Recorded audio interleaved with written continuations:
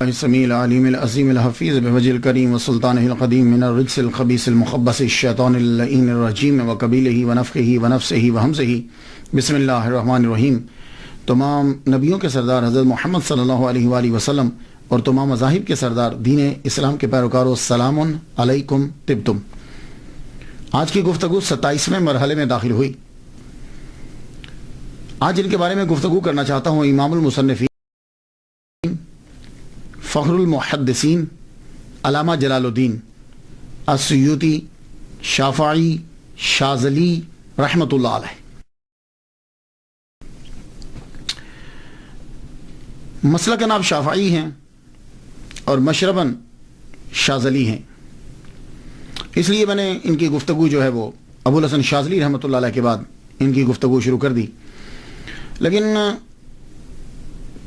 زیادہ شواہدات جو ہیں وہ نہیں ملتے، یعنی ڈیٹیل سے جسے آپ کہہ سکتے ہیں وہ گفتگو نہیں ہے۔ البتہ انہوں نے شاذلیہ سلسلے کے اوپر ایک کتاب لکھی ہے، اس کے اندر تصوف پہ گفتگو کی ہے، اور خود ان کا خاندان جو ہے وہ تصوف سے گہرا تعلق رکھتا تھا۔ چونکہ علامہ جلال السیوطی رحمۃ اللہ علیہ کی مخالفت رہی اس دور کے نام و نہاد صوفیہ سے، اس لیے لوگوں نے یہ سمجھا کہ یہ صوفی نہیں تھے، تصوف سے ان کا کوئی تعلق نہیں تھا۔ آئیے گفتگو بڑھاتے ہیں۔ سب سے پہلے جیسے ہمارا معمول ہے کہ ہم سب سے پہلے دیکھتے ہیں نام پہ تھوڑی سی گفتگو ہو جائے۔ جلال الدین امام المصنفین فخر المحدثین، آپ مینی کو جانتے ہیں۔ 3 جو ہیں ٹائٹل میں دیکھتا ہوں ان کے نام کے ساتھ۔ ایک ہے السیوطی، آسویوتی، الف کے اوپر زبر، شروع میں الف ہے، السیوطی، ابن القطب اور الشاذلی، یہ 3 ٹائٹل ہیں۔ یہ جو السیوط ہے نا، اس کے تلفظ میں 2 باتیں قابل غور ہیں۔ پہلی بات تو یہ ہے کہ اکثر الف چھوڑ جاتے ہیں، سیوطی کے علامہ جلال الدین سیوطی نے یہ کہا ہے۔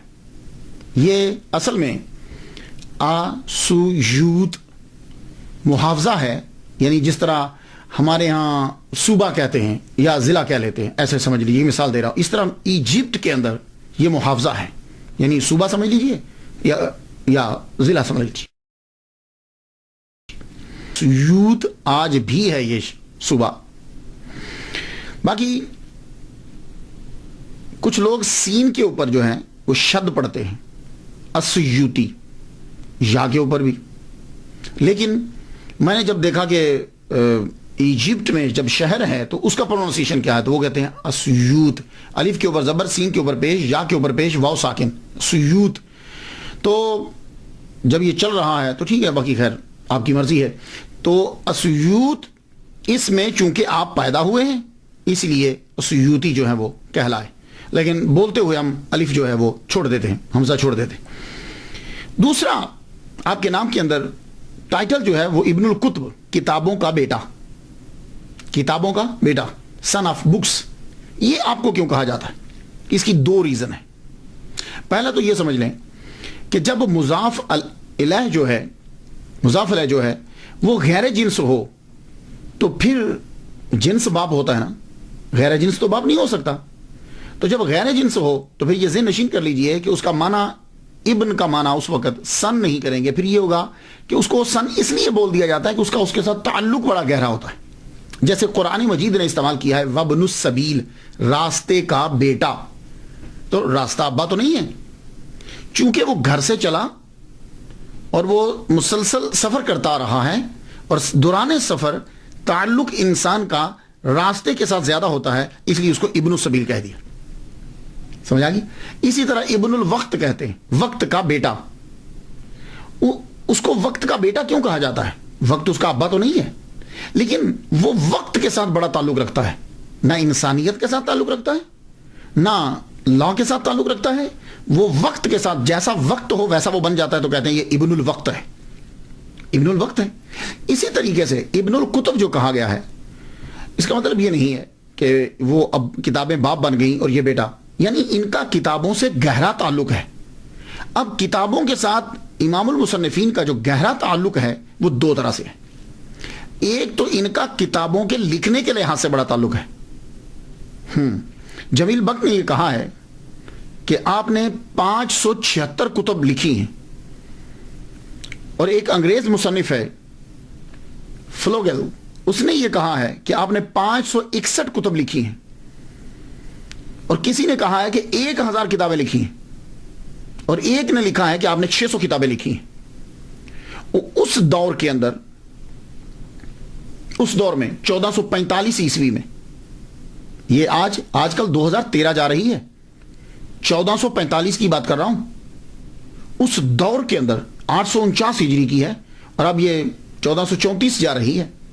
تو سینکڑوں سالوں کے پہلے کتابیں اتنی لکھنا بہت مشکل تھا۔ آج کے دور میں بڑی آسان ہے، وہ کیا کہ بندے بٹھا لیے جائیں، ان سے کہا جائے چلو بھائی لکھو، لکھنے کے بعد خود چیک کر لیا جائے۔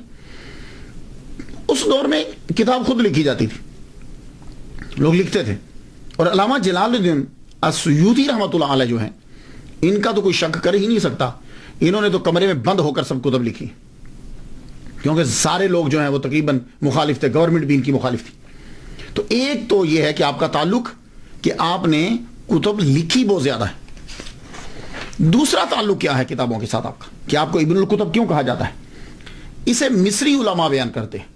میں نے ڈاکٹر علی گوما سے سنا ہے، یہ مصر کے ڈاکٹر ہیں، مقرر بھی بڑے اچھے ہیں، کہنے لگے کہ آپ کو ابن الکتب اس لیے کہا جاتا ہے، کتابوں کا بیٹا، آپ کے والد گرامی بذات خود بہت بڑے عالم تھے، وہ اس یوت کے قاضی بھی رہے ہیں، شاہی امام رہے ہیں، وہ آپ علامہ تھے، صوفی تھے۔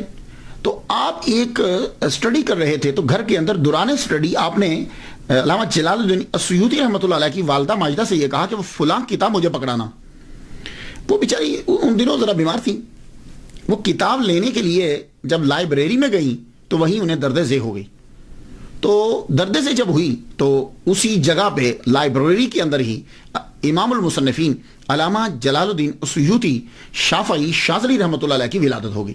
تو اس لیے انہیں کہا جاتا ہے ابن الکتب، کتابوں کا بچہ، یعنی ان کی ولادت لائبریری میں ہوئی۔ تو اصل میں نے آپ کو بتا دیا کہ جب مضاف الیہ جو ہے غیر جنس ہو تو پھر تعلق کی بنا پر اسے ابن کہہ دیا جاتا ہے، تو یہ ابن الکتب ہو گیا۔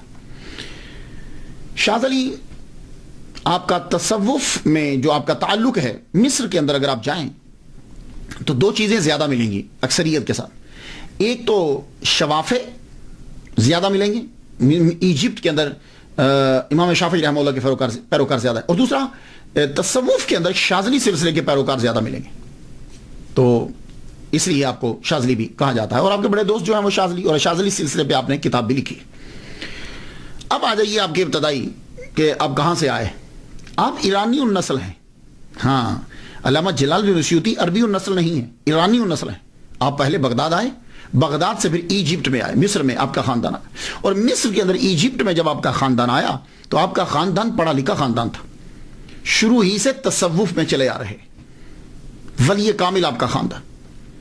تو جب آپ کا خاندان ایجپٹ میں آیا تو چونکہ صاحب علم ہے، اس لیے وہ گورنمنٹ کے اندر آپ کا خاندان جو ہے وہ ضرور ہے، یا تو حاکم رہے کسی نہ کسی شہر کے، یا حاکم کے مشیر رہے، ایون کہ آپ کے والد گرامی جو ہیں وہ بھی اعلیٰ عہدے پر فائز رہے۔ آپ قاضی تھے اس یوتھ کے، اس دور میں قاضی جو ہوتا تھا اس کی پرسنالٹی اور سٹیٹس جو ہے وہ بہت ہائی ہوتا تھا، جیسے آج کے دور کے اندر کوئی جج ہو یا چیف جسٹس ہو، اور شاید آج کے دور میں چیف جسٹس کا بھی اتنا مرتبہ نہ ہو جتنا اس دور کے اندر پرانے اسلامی دور میں جج کا، قاضی کا جو ہے وہ مرتبہ ہوتا تھا۔ اور اس آپ کا خاندان شروع ہی سے علم پرور ہے، اور خود بھی صاحب علم ہے۔ امام سیوطی رحمۃ اللہ لکھتے ہیں کہ میرے جد اعلیٰ شیخ حمام الدین ایک صوفی تھے، یعنی جن سے آگے نسل چلی، اور امام سیوطی کے والد گرامی شیخ ابو بکر الکمال جو امام حجر اسقلانی رحمۃ اللہ علیہ کے شاگرد ہیں، آپ مدرسہ شیخونیہ میں مدرس بھی تھے اور شہر اسیوط کے قاضی بھی تھے۔ امام سیوطی رحمۃ اللہ کے والد گرامی جب فوت ہوئے تو آپ اس سے اندازہ لگائیے کہ اس دور کا جو خلیفہ ہے قائم بامر اللہ، وہ آپ کے جنازے کے ساتھ چلا، اور امام جلال الدین سیوطی رحمۃ اللہ علیہ کے والد گرامی کے جنازے کو کندھا دیا اور قبرستان تک گیا۔ عام طور پر کیا ہوتا ہے کہ جنازہ پڑھنے کے بعد چھوڑ دیتے، قبرستان تک گیا، اس سے اندازہ لگا لیجئے کہ آپ کے والد گرامی جو ہیں وہ کتنے اعلیٰ عہدے پر فائز تھے کہ خلیفہ وقت جو ہے وہ آپ کے جنازے میں شرکت کر رہا ہے. باقی لوگوں کی تو بات ہی چھوڑ دیجئے, جب خلیفہ وقت شامل ہو گیا ہے تو باقی لوگ تو سارے آئے ہوں گے, پوری گورنمنٹ آئی ہوگی. علامہ جلال الدین اسیوطی شافعی شاذلی رحمۃ اللہ علیہ کا اصل نام جو ہے وہ عبد الرحمن ہے, اور آپ کے والد گرامی کا نام الکمال ابو بکر ہے. ایک جگہ میں نے ابو بکر پہلے پڑھا اور الکمال بعد میں, اور ایک جگہ الکمال پہلے اور ابو بکر بعد میں. یہ آپ کے والد گرامی کا نام. اور یہ شافعی ہیں, آپ کے والد گرامی بھی شافعی مسلک کے تھے. 855 ہجری کو سفر بروز سوموار ان کا انتقال ہوا. ان کے گھر میں شہنشاہ قلم امام اسیوطی رحمۃ اللہ علیہ 1 رجب 849 ہجری 13 اکتوبر 1445 عیسوی بروز اتوار بعد مغرب مصر کے شہر اسیوط میں پیدا ہوئے. ان کے گھر کے اندر آپ کے والد گرامی جو ہی امام المصنفین فخر المحدثین علامہ جلال الدین اسیوطی شافعی شاذلی رحمۃ اللہ علیہ پیدا ہوئے تو آپ کے والد گرامی اپنے بیٹے کو اٹھا کے سیدہ نفیسہ رضی اللہ تعالیٰ عنہ ان کے مزار کے پاس ایک مجذوب رہا کرتے تھے شیخ محمد, ان کے پاس لے گئے. انہوں نے ان کو اپنی جھولی میں اٹھایا اور برکت کی دعا کی. اللہ تعالیٰ نے شیخ محمد مجذوب رحمۃ اللہ علیہ کی دعا کو قبول کیا اور دنیا میں ان کا نام جو ہے وہ روشن ہوا. یہاں سے اندازہ کر لیجئے کہ امام جلال الدین اسیوطی رحمۃ اللہ علیہ کے خاندان کا صوفیہ سے کتنا گہرا تعلق ہے. ہاں, ہم لوگ جو ہیں وہ تصوف کسی اور چیز کو سمجھتے ہیں. تصوف یہ ہوتا ہے. یہ مثالیں ذہن میں رکھیے.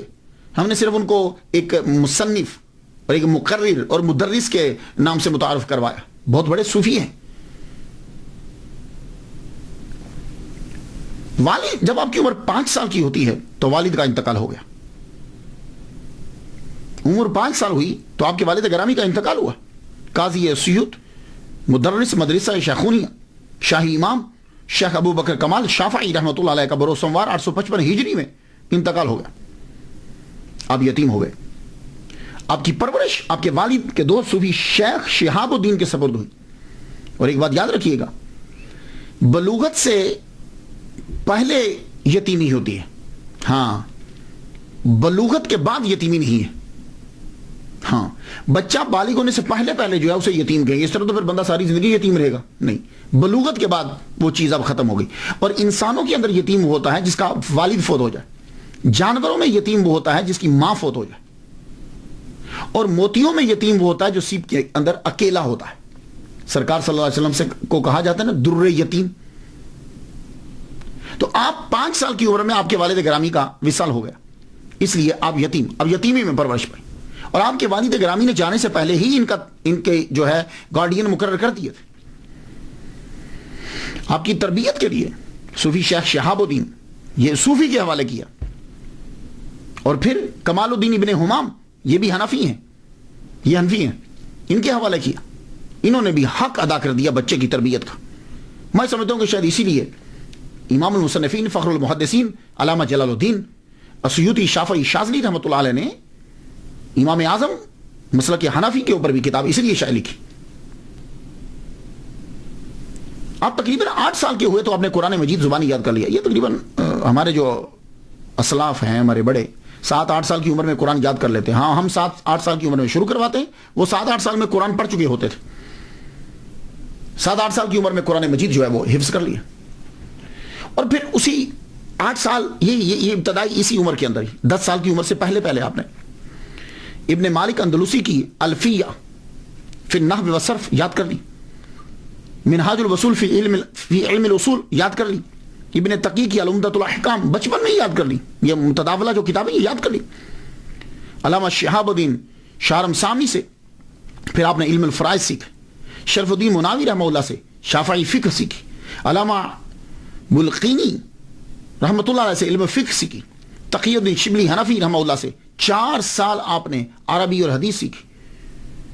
شیخ محی الدین الکافیہ جی یہ ایک ڈاکٹر ہیں مصر کے, ان سے میں نے پروننسیشن جو ہے وہ یہ سیکھا. الکافیہ جی ہے یہ, ان سے اصول تفسیر سیکھی 14 سال لگا کر. عبد القادر انصاری سے حدیث اور رسول حدیث سیکھا. یہ میں نے آپ کو بتایا کہ آپ نے یہ کتنا عرصہ حدیث اور تفسیر میں 16 سال لگائے. 150 وقت کے جید علماء سے اور محدثین سے آپ نے علم حدیث سیکھا, اور علم حدیث سے جتنے بھی ریلیٹڈ علوم ہیں وہ سیکھے. تو کتابوں میں لکھا کہ 17 سال کی عمر کے اندر آپ نے تمام مروجہ علوم جو ہیں وہ سیکھ دیے 17 سال کی عمر میں, اور 17 سال کی عمر میں ہی آپ کو تدریس کے مقام پہ مدرس کی سیٹ پہ بٹھا دیا. اس کے بعد جب پڑھ لیتے ہیں تو پڑھنے کے بعد سیر و سیاحت کے لیے آپ نے کہا کہ میں ذرا حج کرنا چاہتا ہوں. تو علامہ بلقینی رحمۃ اللہ, اس کا پروننسی بلقینی ہے, علامہ بلقینی رحمۃ اللہ علیہ خاص نظر کرم فرماتے تھے آپ کے اوپر. آپ ذرا کچھ سیر و سیاحت کے لیے نکلے. پہلے تو آپ نے مصر کے جو شہر تھے وہ آپ نے دیکھے, اس کے بعد حج کے لیے نکلے مکہ مدینہ. مکہ جب آپ حج کر رہے تھے, حج کرتے ہوئے آپ نے وہاں دعا مانگی. اور یہ بات یاد رکھیے گا, آپ بھی جب کبھی حج کرنے یا عمرہ کرنے کے لیے جائیں تو زمزم کے کنویں کے اوپر, اب تو وہ بند کر دیا, میں ویسے نیچے گیا ہوں, میں نے وہ کنواں بھی دیکھا ہوا ہے, لیکن اب تو خیر بند کر دیا. تو آپ وہ جگہ تھوڑی سی تلاش کر کے دیکھ لیجئے, کھڑے ہو کر دعا مانگیں, جو دعا مانگیں گے وہ قبول ہوتی ہے. آپ نے بھی دعا مانگی کہ یا اللہ علامہ بلقینی جیسا مجھے فقیہ ہی بنا دے, اور ابن حجر جیسا مجھے محدث بنا دے, حدیث میں مجھے جو ہے وہ غلبہ عطا فرما, یعنی میں حدیث کا علم سیکھوں. اللہ نے دعا آپ کی قبول فرمائی. آپ نے یمن گئے, شام گئے, آپ مراکو گئے, اور ایون کہ آپ انڈیا تک بھی گئے. امام المصنفین فخر المحدثین علامہ جلال الدین السیوطی شافعی شاذلی رحمۃ اللہ علیہ انڈیا بھی آپ سفر کر کے آئے. پھر آپ واپس آ گئے. واپس آ کر آپ نے تدریس شروع کر دی. سب سے پہلے آپ نے مدرسہ شیخونیہ کے اندر جو ہے وہ تدریس شروع کی. یہاں میں ایک بات عرض کر جاؤں تو 24 سال میں جو ہے وہ آپ فارغ ہوئے پڑھ کر, تو فارغ ہوئے تو فارغ ہوتے ہی آپ کو مدرس لگا دیا گیا. اس کے بعد 24 کے بعد پھر 3 سال گزرتے ہیں, اس میں سیاحت بھی ہے اور اس میں مفتی کا کورس بھی ہے. اور جب علامہ بلقینی رحمۃ اللہ علیہ نے آپ کی صلاحیت کو دیکھا تو آپ کو فتویٰ دینے کی اجازت دے دی 27 سال کی عمر میں. یہ میری تحقیق تھی, ویسے جو کتابوں میں تھا میں نے آپ کو پہلے سے بتا دیا. حافظہ اللہ تعالیٰ نے کمال کا دیا تھا, اور یہ خدا کی بڑی عطا ہوتی ہے. عالم دین کے لیے حافظہ بہت ضروری ہے, ورنہ پڑھتے تو ہم رہتے ہیں, چیز جو ہے وہ بھول جائے تو فائدہ کیا. 2 لاکھ احادیث آپ کو زبانی یاد تھی. اب فرماتے ہیں کہ مجھے اس سے زیادہ بھی ملتی تو میں اور یاد کر لے, وہ بھی یاد کر لیتا. 2 لاکھ احادیث مبارکہ آپ کو زبان. اور ویسے میں ایک بات بتاتا جاؤں کہ احادیث کی تعداد جو ہے وہ سند کی وجہ سے ہوتی ہے, یا متن کی وجہ سے نہیں. سند جو بدلتی جاتی ہے تو حدیثوں کی تعداد بھی بڑھتی چلی جاتی. علامہ محمد حسین الذہبی رحمۃ اللہ علیہ فرماتے ہیں کہ وہ بیک وقت امام المصنفین فخر المحدثین علامہ جلال الدین بیک وقت محدث, فقیہ, مفتی, ادیب, مورخ, نحوی, اور اس کے ساتھ ساتھ مقام اجتہاد اور مرتبہ تجدید پر فائز تھے. اور آپ کی پہلی تحریر جو ہے وہ تعوذ اور تسمیہ, یعنی اعوذ باللہ من الشیطان الرجیم کے اوپر اور بسم اللہ الرحمن الرحیم کے اوپر ہے آپ کی کتابیں پہلے. ویسے اکثر دیکھا ہے میں نے کہ جو بھی لکھنا شروع کرتے ہیں وہ پہلے انہی کے اوپر لکھتے ہیں. میں نے 12 کتابیں میں نے لکھی ہیں, ابھی بھی سلسلہ جاری ہے.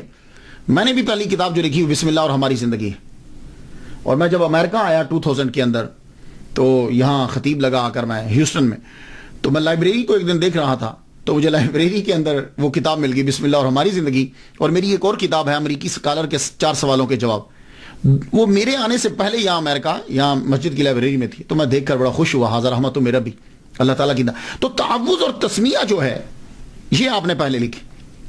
تو اللہ تعالیٰ نے آپ کی دعا کو جو ہے وہ قبول فرما لیا, جو آپ نے زمزم کے اوپر دعا مانگی تھی.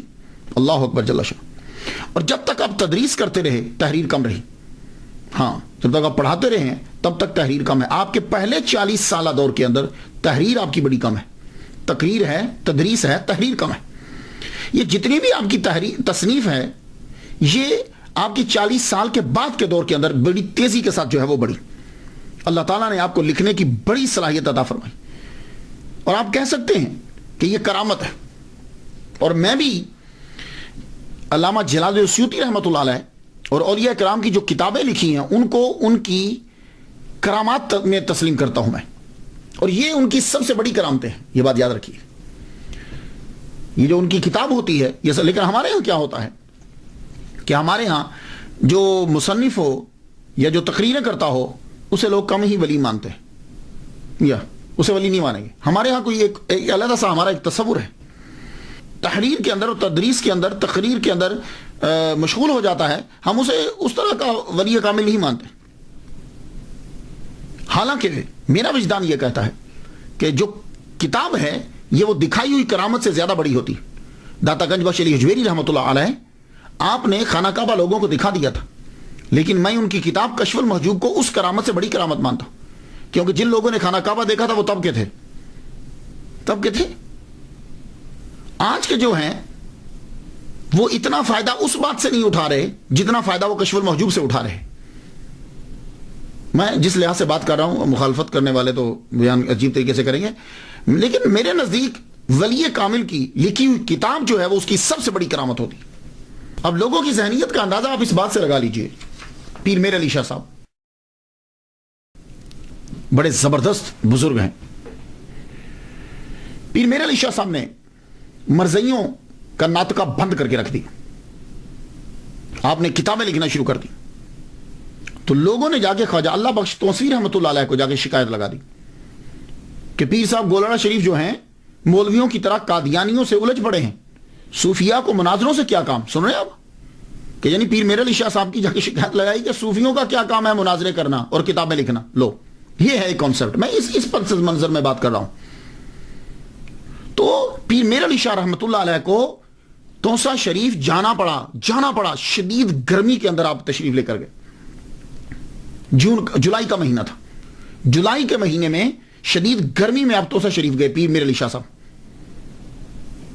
آپ جب وہاں پہنچے تو جا کر خود بتلایا. اب آپ وہ جملے میں آپ کی نظر کرتا ہوں، سن لیجیے. دوران گفتگو عرض کیا، حضور میں مناظرہ کرنے میں معذور ہوں. حضور جس طرح مرزئی دلائل دیتے ہیں، اگر کوئی صاحب علم تردید کر سکے تو مجھے مناظرہ کرنے کی ضرورت ہی نہیں. اگر مسلمان ہی نہ رہیں گے، اب یہ جملہ سنا پیر میر علی شاہ صاحب نے کیا کہا، اگر مسلمان ہی نہ رہیں گے تو صوفیاء کرام تصوف کی تعلیم کسے دیں گے؟ تو تقریر اور کتاب بہت ضروری ہے. اس لیے میں ولی کامل کی کرامات میں سے سب سے بڑی کرامت ان کی تقریر کو اور ان کی تحریر کو سمجھتا ہوں. عوام الناس کے نزدیک کتابیں جو تعبد لوگوں کو فائدہ دیتی ہیں اور روحانی تقاریر جو اکثریت کو فائدہ دیتی ہیں کرامت نہیں ہوتی، اور نہ ہی ایسے عالم کو اولیاء میں تحریر کرتے، ان کو علماء اور مولویوں میں شامل کرتے. میرے نزدیک علامہ سید جزولی رحمۃ اللہ علیہ کی دلائل الخراج جو ہے وہ ایک بہت بڑی کرامت ہے. میرے نزدیک امام بصیری شاذلی رحمۃ اللہ علیہ کا قصیدہ بردہ ایک بہت بڑی کرامت ہے. میرے نزدیک علامہ ابو الحسن شاذلی رحمۃ اللہ علیہ کا حزب البار ایک بہت بڑی کرامت ہے. میرے نزدیک امام جلال الدین السیوطی رحمۃ اللہ علیہ کی الاتقان اور آپ کی دوسری کتب یہ بہت بڑی کرامت ہے. میرے نزدیک پیر میر علی شاہ صاحب کی کتب بہت بڑی کرامت ہے. میرے نزدیک پیر کرم شاہ صاحب کی لکھا ہوا قرآن مجید کا ترجمہ بہت بڑی کرامت ہے. میرے نزدیک تفسیر نعیمی مفتی احمد یار خان نعیمی رحمۃ اللہ علیہ، ان کی یہ کتاب تفسیر نعیمی بہت بڑی ان کی کرامت ہے. یہ بات یاد رکھیے گا.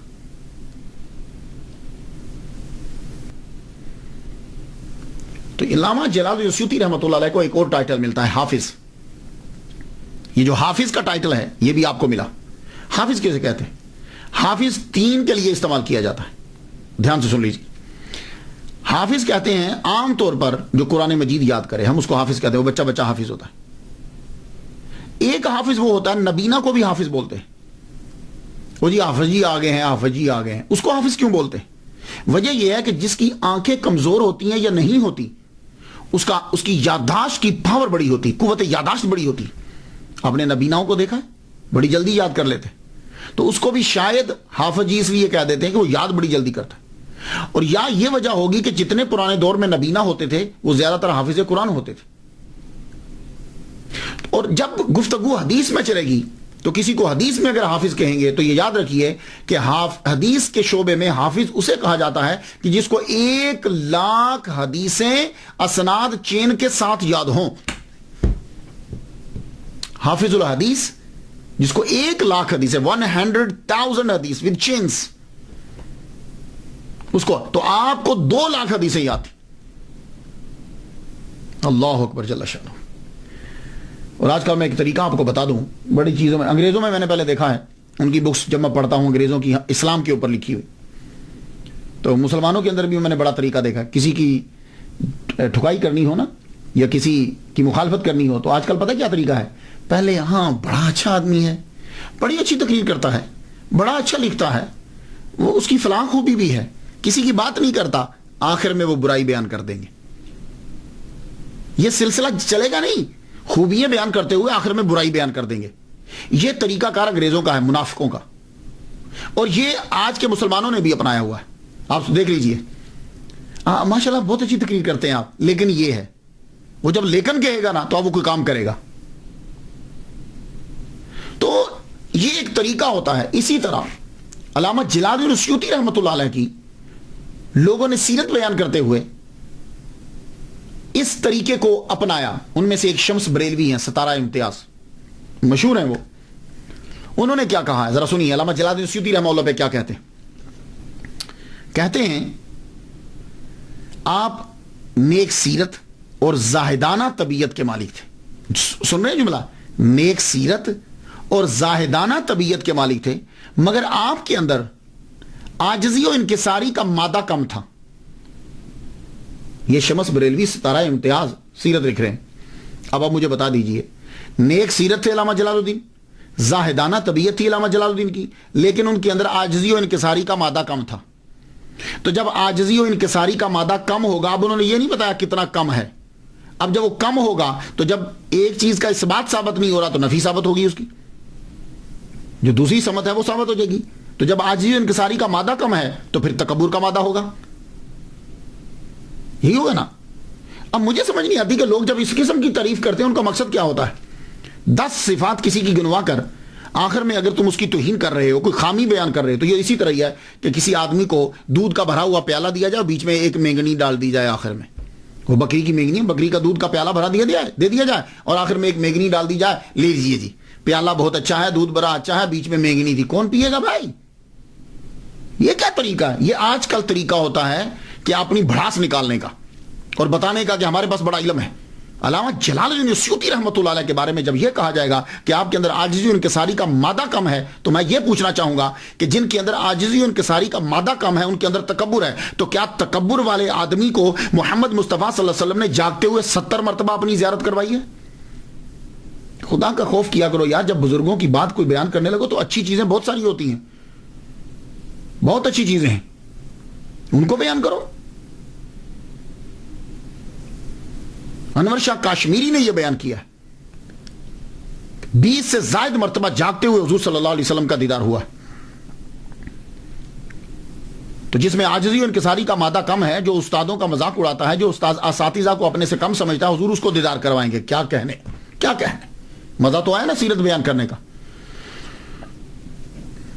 اور اعتراض کیا ہوگا, وہ ایک واقعہ ہے, اب پتہ نہیں اس میں اندر سچائی کتنی ہے اس واقعے کے اندر, میں نہیں جانتا, کیونکہ اولیاء کرام اور ان کے بارے میں جب واقعات بیان کیے گئے ہیں اس کی اتنی جانچ پڑتال نہیں ہوئی جتنی احادیث کے اوپر جانچ پڑتال ہوئی ہے, اتنی ان پہ نہیں ہوئی. جی وہ کستلانی جو تھے شہاب الدین, انہوں نے ان کی کتابوں سے چرا کے جو ہے نا وہ مواہب الدنیا والے معافی مانگنے کے لیے آئے. تو جب معافی مانگنے کے لیے آئے, یہ اندر بیٹھے ہوئے تھے, انہوں نے دروازہ کھٹکھٹایا تو کہا جی میں کستلانی ہوں تو مجھے معاف کر دیجیے. آپ نے کہا جاؤ, میں نے معاف کیا, دروازہ نہیں کھولا, تو پتہ چلا آپ میں تکبر بڑا ہے. میری بات سمجھ رہے آپ بھائی, اس سے کہاں سے, اب ذرا پوری بات سنیے گا, میں آپ کو بتلاتا ہوں. علامہ جلال الدین السیوطی رحمۃ اللہ علیہ, آپ کے پاس امام بائہقی رحمۃ اللہ علیہ کی کتب تھی. آپ صرف آپ تھے ایجپٹ کے اندر کہ جن کے پاس ان کی کتب تھی. آپ نے ان سے لکھ کر آپ نے ٹاپک بنایا حضور کی سیرت کا. کستلانی نے مواہب الدنیا کے اندر علامہ جلال الدین السیوطی کا نام لکھے بغیر ڈائریکٹ لکھ دیا, امام بائہقی کا حوالہ دے دیا. آپ نے پوچھا کہ آپ نے کیوں لکھا ہے یہ کستلانی جو ہیں یہ 2 سال چھوٹے ہیں ان سے, ایک بات، ایک تو امام جلال الدین سیوطی رحمہ اللہ سے چھوٹے ہیں، ٹھیک ہے. دوسری بات، امام جلال الدین سیوطی کی کتب پڑھنے والے ہیں، ٹھیک ہے. اور جو کتاب پڑھنے والا ہو یا ڈائریکٹ پڑھنے والا، دونوں شاگرد ہوتے ہیں. تو گویا کہ امام جلال الدین سیوطی قسطلانی کے استاد ہوئے، رائٹ. اچھا، تیسری بات کہ آپ کا نام لیے بغیر آپ کا چرا کر اپنی کتابوں میں لکھ رہے ہیں، یہ مسٹیک ہے، ٹھیک ہے. اور آج بھی یہ جرم ہے. عدالت کے اندر یہ ثابت ہو گیا اور آپ نے یہ اقرار بھی کر لیا. تو امام جلال الدین سیوطی رحمہ اللہ نے کہا کہ بھائی تم میرا نام لکھ دیتے، میں تمہیں تھوڑی منع کرتا، میرا نام لکھ دیتے، اس کا تمہیں فائدہ ہوتا. ایک تو پتہ چل جاتا کہ عبارت پکی ہے، پختہ ہے. دوسرا، آپ کے پاس یہ کتابیں ہی نہیں ہیں تو سرقہ کا الزام آپ کے اوپر نہ لگتا. اب وہاں سے چلے گئے. جب چلے گئے تو ایک دم خیال آیا، قسطلانی رحمہ اللہ کو خیال آیا، یار یہ بات میرے من میں کھٹکتی رہے گی. سر سے پگڑی اتاری، پاؤں سے جوتا اتارا، سیدھا ننگے سر اور ننگے پاؤں، بڑے علامہ ہیں بھائی، امام جلال الدین سیوطی رحمۃ اللہ کے گھر چلے گئے. دروازہ کھٹکھٹایا. کون؟ میں قسطلانی ہوں، احمد ہوں. احمد آپ کا نام تھا. میں احمد ہوں، میں ننگے سر اور ننگے پاؤں آیا ہوں آپ سے معافی مانگنے کے لیے. ہوئے ہوئے ہوئے، ننگے سر ننگے پاؤں. تو امام اندر بیٹھے ہوئے تھے. آپ نے کہا جاؤ، میں نے معاف کر دیا لیکن میں باہر نہیں آؤں گا. جانتے ہو کیوں؟ یہ عاجزی و انکساری کے مادے کی کمی کی وجہ سے نہیں ہے. آپ نے کبھی سادات کو دیکھا؟ آپ نے کبھی بڑے لوگوں کو دیکھا ہے کہ وہ جب کسی کو دیتے ہیں تو اپنی نظر جھکا کے پھر دیتے ہیں؟ جائیے جا کے سادات کو دیکھ لیجئے، امام زین العابدین کو دیکھ لیجئے، امام جعفر صادق کو دیکھ لیجئے. یہ سادات کو جا کے دیکھیے، جب یہ دیتے تھے خیرات، امام حسین کو دیکھ لیجئے، جب خیرات دیتے تھے تو اپنی آنکھ نیچے کر لیتے تھے. کیوں؟ اس لیے کہ جو لینے والا ہے وہ سائل ہے. جب وہ لے رہا ہوگا تو اس کے چہرے پہ ندامت ہوگی، اور وہ ندامت ہم دیکھنا نہیں چاہتے، تو یہ سر کو جھکا لیتے تھے. یار اتنا بڑا امام کہ جس کو حضور صلی اللہ علیہ وسلم 70 مرتبہ سامنے جاگتے ہوئے دیدار کروا رہے ہیں، کیا وہ شیخ کی ندامت کو دیکھ پاتے کہ جو ننگے سر اور ننگے پاؤں آئے ہیں؟ نہیں. یہ عاجزی و انکساری نہیں، شرافت کا اعلیٰ مقام ہے. کہنے لگے میں نے آپ کو معاف کیا. تو امام جھوٹ نہیں بول سکتے. تو کہا میں نے آپ کو معاف کیا، لیکن آپ کہہ رہے ہو کہ میں ننگے سر اور ننگے پاؤں آیا ہوں، میں آپ کی یہ کیفیت نہیں دیکھ سکتا. جائیے، میں نے آپ کو معاف کیا. اس میں کون سا عاجزی و انکساری کا مادہ کم ہوا بھائی؟ اسی طرح آپ نے جو کہا کہ میرے اساتذہ نے وہ نہیں لکھا جو میں لکھ رہا ہوں، اس میں تکبر نہیں ہے، تحدیث نعمت ہے. بہت سے ایسے ہیں کہ جنہوں نے کہا کہ ہمارے اساتذہ نے ایسا نہیں لکھا. اور ایک بات اور بتا دوں آپ کو میں، آپ لوگ جب کتاب میں پڑھو گے تو لکھے ہوئے کا معنی ایک ہی ہوتا ہے، لیکن بولے ہوئے کے کم از کم 4 معنی ہوتے ہیں. ہاں، جب کوئی چیز لکھ دی جائے گی تو اس کا معنی ایک ہی ہوگا، لیکن جب کوئی چیز بولی جائے گی تو سننے والا سمجھے گا کہ یہ جو جملہ بولا جا رہا ہے اس کا معنی کیا ہے. جیسے میں اگر کہوں تم جا رہے ہو، اب اس کے 4 معنی ہیں. تم جا رہے ہو، یہ 4 معنی بنیں گے. تم جا رہے ہو، کوشچن. تم جا رہے ہو، خبر. تم جا رہے ہو، آرڈر. تم جا رہے ہو، تنزیہ. تو ایک ہی جملہ جو ہے اس کے 4 میننگ بن سکتے ہیں کہ خبر دی جا رہی ہے، طنز کی جا رہی ہے، پوچھا جا رہا ہے یا حکم دیا جا رہا ہے. تو علامہ جلال الدین سیوطی رحمۃ اللہ علیہ نے جب اس جملے کو بولا تو لکھا ہوئے کو ہم نہیں سمجھ سکتے.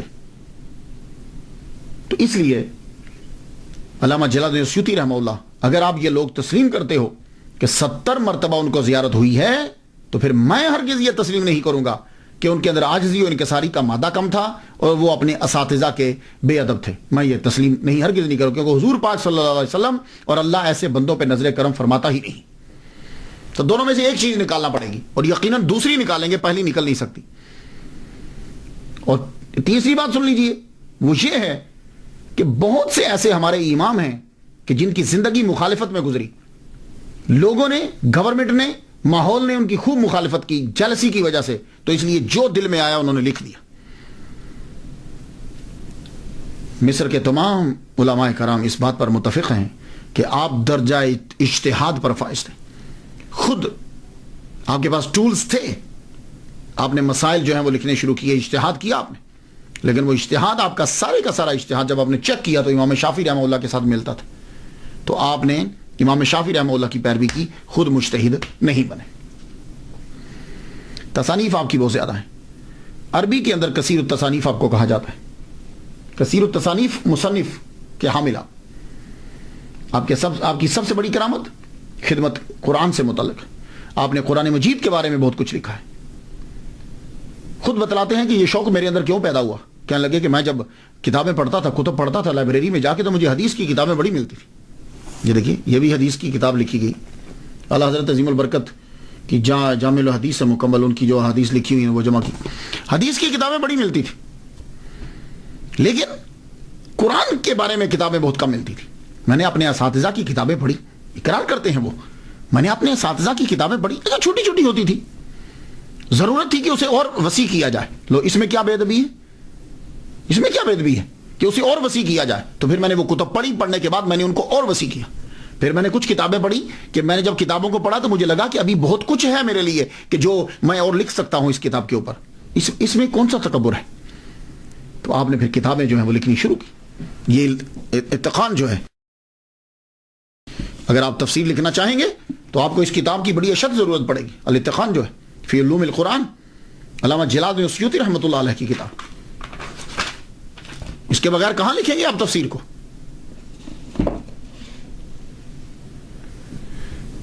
تفسیر جلالین زبردست, یہ آپ کی بہت بڑی کرامت ہے.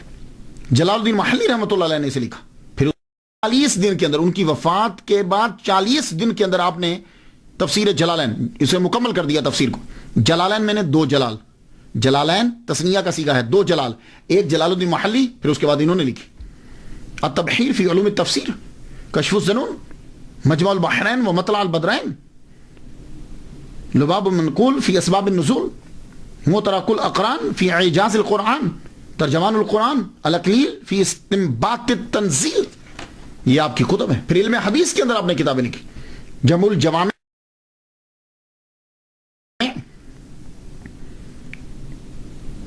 اظہر المتناصرہ فی الاحادیث المتواترہ.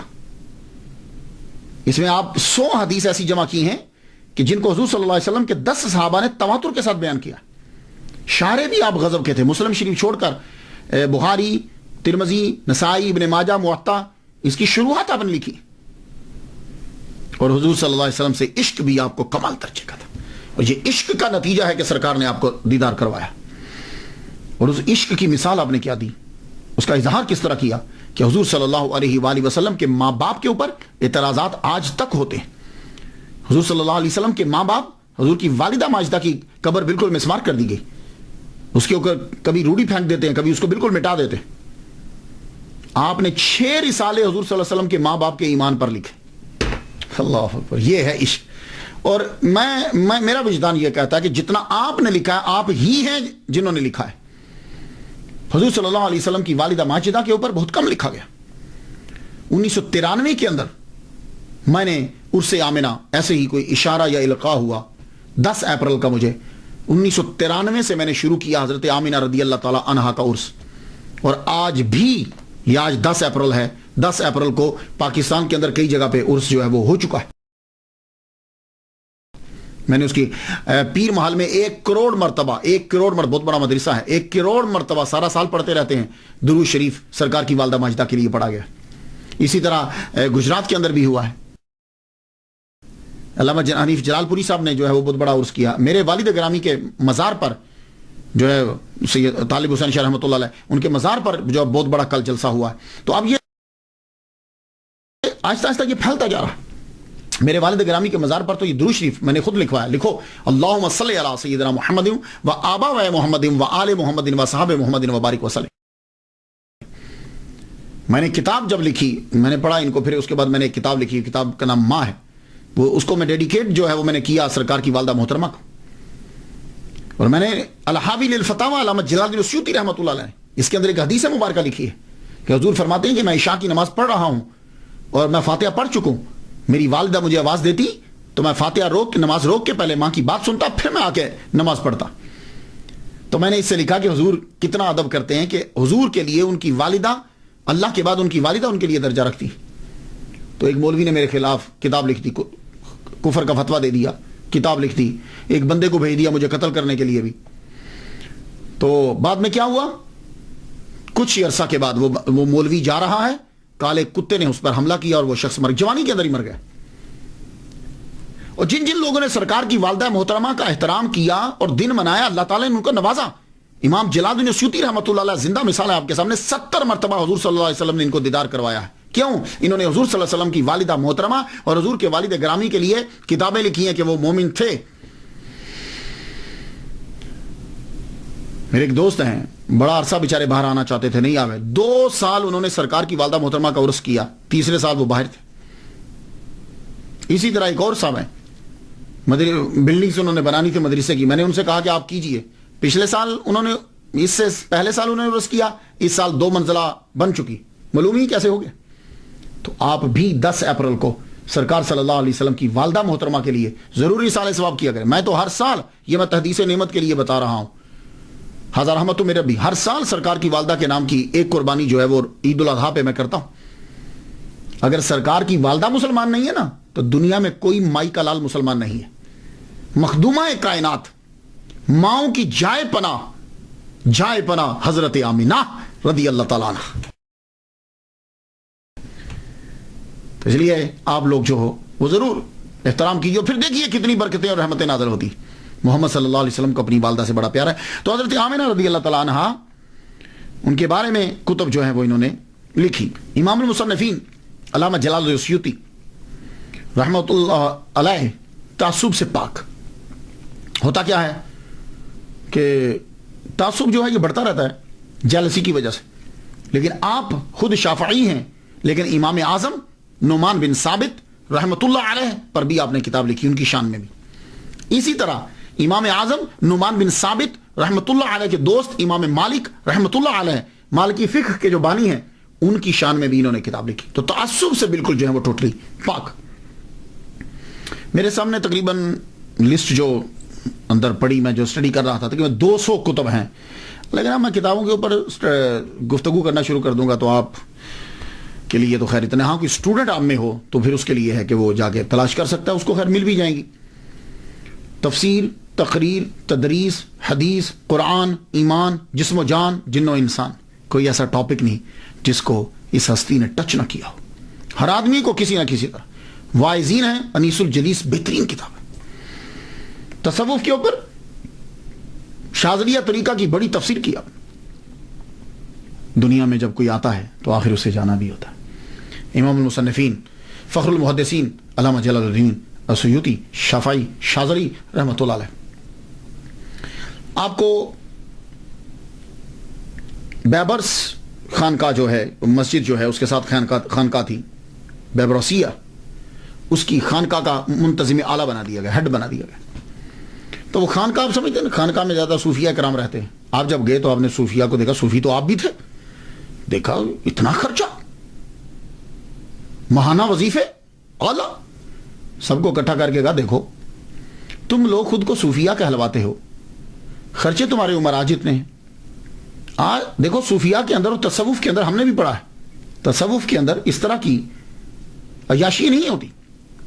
صوفیہ کرام تو توکل اسی چیز میں رہتے ہیں، اور تم لوگوں کے اتنے ماہانہ وظائف اور اتنی تنخواہیں، آپ نے ان کے ماہانہ وظائف کم کر دیے، خرچہ کم کر دیا.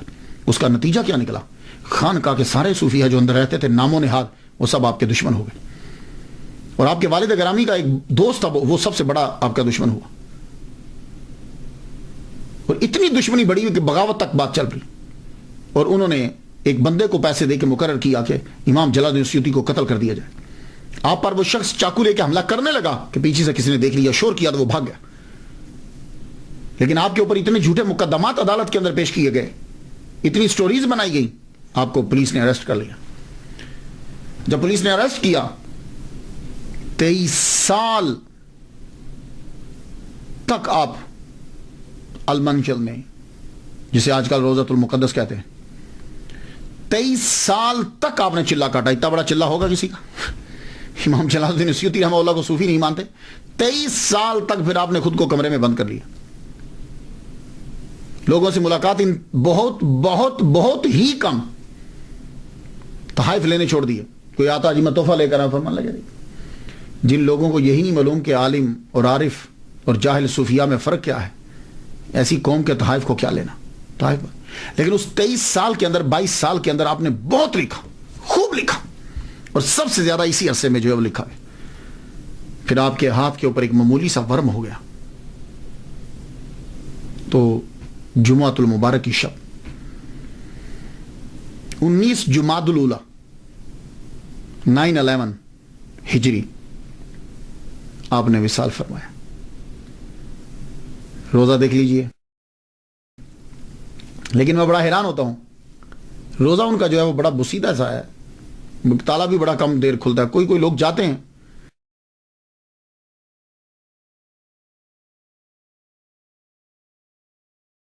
یہ اسٹوڈنٹس جو ہیں یہ ملیشیا سے پہنچے, بہت کم. اللہ تعالیٰ ان کی قبر پر کروڑوں رحمتیں نازل فرمائے. میں نے کافی دفعہ ان کے لیے فاتحہ پڑھی ہے, آپ بھی ان کے لیے فاتحہ پڑھ دیجئے. اجازت دیجئے. وآخر دعوانا ان الحمدللہ رب العالمین.